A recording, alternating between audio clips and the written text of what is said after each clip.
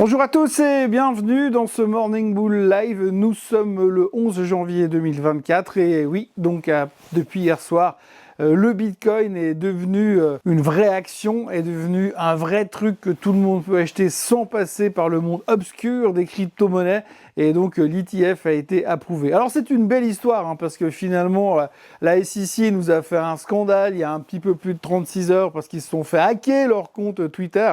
Apparemment ils n'avaient même pas activé la double sécurité. Donc ils se sont fait hacker leur compte Twitter et il y a un méchant petit hacker qui a publié un communiqué de presse comme quoi l'ETF Bitcoin était approuvé, vous l'avez vu. Et donc, ils ont fait tout un cinéma et résultat, 24 heures plus tard, bam, eh bien, ils l'approuvent. Alors déjà, le gars qui a hacké, il était super bien informé parce qu'il savait déjà ce qui allait se passer. Mais en plus, voilà, c'est assez rassurant de voir que l'organisme suprême qui est censé protéger les investisseurs aux États-Unis, ils ne sont même pas foutus de se protéger eux-mêmes.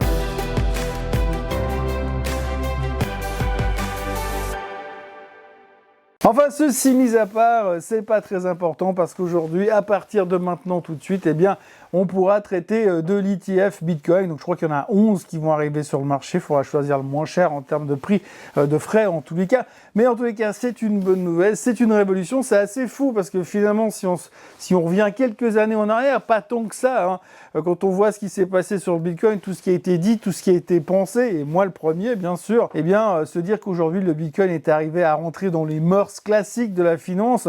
On voit même que ils vont devoir toutes les banques vont devoir travailler avec cet ETF Bitcoin. Même JP Morgan avec les commentaires ultra négatifs de la part de monsieur Jamie Dimon. Donc résultat, eh bien, c'est rentré dans le monde classique de la finance. Donc les gens qui ne pouvaient pas acheter des cryptos en direct sur le marché crypto, comme certains gros fonds de pension américains, eh bien, ils vont pouvoir le faire dorénavant. Reste à voir dans quelles conditions leurs réglementations internes leur permettront de le faire, mais il devrait y avoir forcément beaucoup plus d'intérêt sur le Bitcoin ces prochains temps. D'ailleurs, le Bitcoin n'a pas beaucoup réagi sur la nouvelle, puisqu'il se traite toujours plus ou moins au même niveau. Par contre, de l'autre côté, c'est l'Ether qui a pris l'ascenseur, puisqu'on se dit, forcément, le prochain qu'on va approuver comme ETF, eh bien, ce sera l'Ethereum. Donc, résultat, le retour du monde de la crypto, le retour du secteur crypto est officiellement acté, tout va bien, il y a encore plein de choses qui vont se passer, tout le monde est à nouveau bullish, on n'est pas au même niveau qu'il y a 2 ans et demi en arrière, mais pas loin en tous les cas.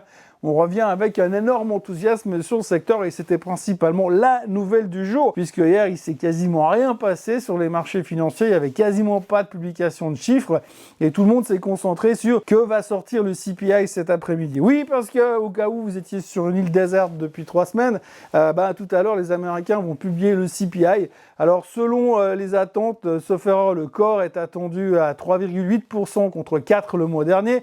Et le CPI tout court est attendu à 3,2 contre 3,1 le mois passé. Donc on s'attend quand même sur un des deux à avoir un léger rebond à la hausse, un peu à l'image de ce qui s'est passé en Europe. Ce serait surprenant qu'ils annoncent le contraire, même si les États-Unis sont beaucoup plus forts que les Européens, ça on le sait. Mais néanmoins c'est un peu le sujet du jour parce qu'effectivement, si l'inflation continue de baisser, c'est une bonne nouvelle. Ça veut dire que les taux vont continuer à baisser. Donc si les taux vont continuer à baisser, eh bien il faut acheter la tech. Et c'est ce qui s'est passé hier, puisque finalement les gens se sont remis de nouveau sur la techno.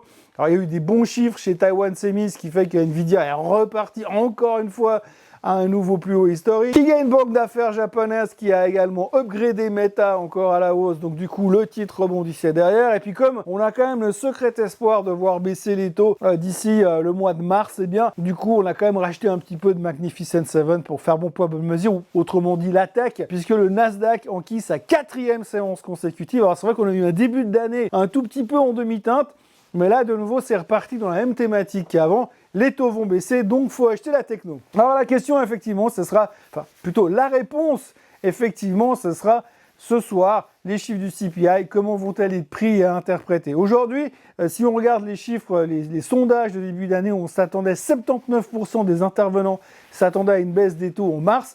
Là, on est en train de baisser, on est autour des 65 maintenant, donc en fonction des chiffres, on devrait plus ou moins varier par rapport à ça. Mais ce qui est assez intéressant, c'est que quand vous écoutez un petit peu les membres de la Fed qui ont parlé depuis le début de la semaine, il y a Mme Bowman, il y a M. Williams, il y a M. Bostich, les trois, ils ont un discours super au quiche, super prudents en tous les cas. Ils sont pas contre le fait de baisser les taux à un certain moment, mais plutôt dans la deuxième partie de l'année et plutôt 2 fois que 3. Alors que nous, on est plutôt en train de dire on va baisser les taux en mars, c'est plutôt 6 fois que 3. Donc on n'est pas tout à fait d'accord et il y a ce gap qui doit être comblé ces prochains temps. Et c'est là-dessus qu'on va devoir s'ajuster dans les prochains jours parce que pour l'instant, rien n'est encore gagné de ce côté-ci. Donc voilà un petit peu ce qui se passe dans les marchés à l'heure actuelle. Pour le reste, eh bien, pas grand-chose d'autre à dire. C'est très très calme. Tout le monde attend cet après-midi, 14h30. Au-delà des chiffres du CPI, signalons quand même qu'il y aura le bulletin économique de la BCE qui sera publié. Alors, pas de décision sur les taux, bien sûr, mais hier, il y a monsieur De Guindos de la BCE qui a parlé. Et quand vous écoutez ce qu'il a dit, c'est pas super bullish, parce que lui, il a dit clairement que par rapport à ce qu'il voyait au niveau des chiffres, d'ici la fin de l'année, l'Europe, il serait en récession. Bon, alors, c'est que l'Europe, on s'en fout, les Américains, c'est pas chez eux, de toute manière, c'est pas leur problème. Mais néanmoins, on parle de récession pour la fin de l'année. Du côté de la Banque Centrale Européenne, quand même, on sent que le ton est très très négatif au niveau de l'économie européenne. Et puis, autre chiffre qu'il ne faudra pas négliger, c'est les jobless claims qui sortent comme toutes les semaines, donc indicateur du marché de l'emploi. On sait que c'est un truc qui nous stresse un tout petit peu, le marché de l'emploi, puisque on se dit, ouais, quand même, si c'est trop fort, eh bien, ça voudrait dire que la Fed, c'est un argument de plus pour pas précipiter la baisse des taux, donc ça pourrait être un tout petit peu inquiétant. Par contre, de l'autre côté, ce qu'il faut quand même retenir, c'est qu'on parle beaucoup de licenciements, Google qui licencierait de nouveau, Amazon qui licencie également, donc on voit que ces Magnificent Seven qui vont très bien, continuent quand même de licencier massivement, alors c'est aussi pour garder un bon taux de croissance, bien sûr, mais quand même de l'autre côté, il va forcément à un moment donné, normalement, avoir un impact sur le marché de l'emploi, et sur les chiffres de l'emploi, ce qui pourrait soulager le plan de la Fed. Donc beaucoup de choses qu'on doit digérer pour l'instant, rien de très concret, rien de très important. On notera quand même qu'il y a un gars qui travaille chez Main Street Research à New York qui a fait un rapport très fouillé pour exprimer ce qui allait se passer ces prochaines années. Alors lui, je peux déjà vous dire, histoire de chauffer la salle, lui il prévoit le S&P 500 à 15 000 et le Dow Jones à 100 000 d'ici 10 ans.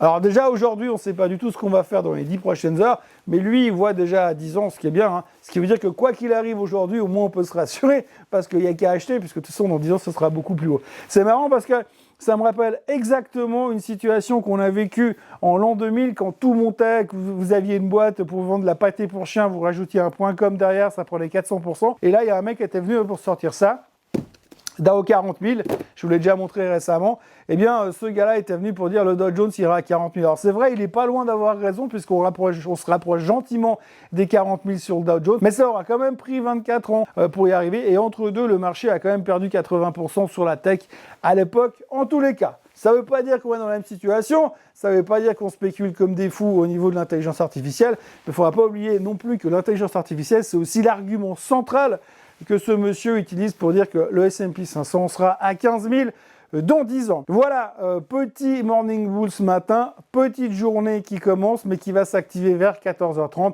parce qu'enfin, on sera quid de l'inflation. Mais je rappelle quand même, et encore et une dernière fois, que monsieur Williams de la Fed de New York a déclaré hier que lui, il voulait quand même voir l'inflation à 2% avant de parler vraiment de baisse des taux. Et on n'y est pas tout à fait encore. Voilà, n'oubliez pas de vous abonner à la chaîne Swissquote en français, de liker cette vidéo et de revenir me retrouver demain afin de conclure la semaine. Passez une excellente journée et à demain. Bye bye.